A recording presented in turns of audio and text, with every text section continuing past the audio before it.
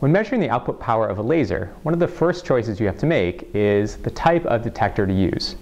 Now, there are thermometers, like these two, and there are photodiodes, like this. Now, the advantage of a thermometer is that it can measure over a large range of powers, it doesn't saturate, and it can measure over very large wavelength ranges. And in addition, it gives very good absolute results rather than relative power.